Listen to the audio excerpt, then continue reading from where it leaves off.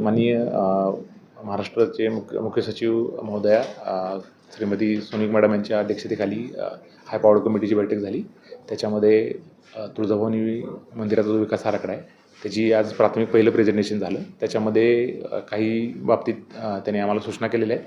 त्या सूचनांचं अनुपालन करून 15 दिवसांमध्ये तो आम्हाला रिसबमिट करण्याच्या सूचना दिलेल्या आहेत. त्यानंतर मग पुढच्या जी हाय पॉवर कमिटी असेल त्याच्यामध्ये ते ॲक्सेप्ट केलं जाईल आणि त्यानंतर माननीय मुख्यमंत्री महोदय यांच्या अध्यक्षतेखाली जी शिखर समिती असते त्या शिखर समितीमध्ये हा प्रवास आपला जो आराखडा आहे तो अंतिम मंजुरीसाठी सादर केला जाईल. सर साधारणतः कितीचा आराखड्याचा आहे? साधारणतः 2100 कोटीच्या आसपास आहे. याच्यामध्ये काही रक्कम आहे ती भूसंपादनासाठी आहे, काही आपलं भाविकांचा दर्शन मंडप, भाविक सुविधा केंद्र आहेत आणि इतर ज्या सोयीसुविधा आपल्या मंदिराला म्हणजे मुख्य मंदिरात जसं आपल्याला माहिती की आपल्या मुख्य मंदिराचं जे काम आहे ते आर्किओलॉजी डिपार्टमेंटबरोबर सुरू आहे आणि मग ते सोडून इतरत्र आपल्याला जे जवळजवळ लाखभर भाविक आपल्याला डेली 1 ते 1.5 लाख भाविक डेली आपल्याला कशा पद्धतीने हँडल करता येतील आणि कमीत कमी वेळामध्ये त्या दृष्टीनं जे काही त्याच्यामध्ये CCTV आहे, फायर फायटिंग आहे, लँड ॲक्विजिशनसुद्धा आपण लोकांशी सल्लामसलत करून घेतलेलं आहे.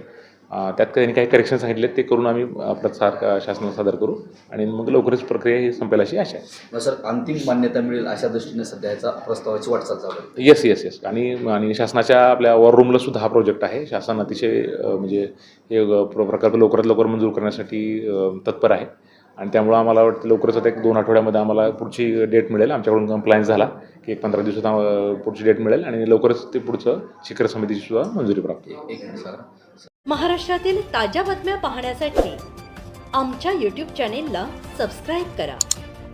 Instagram आणि Facebookवर हा व्हिडिओ पाहत असाल तर फॉलो करायला विसरू नका. धन्यवाद.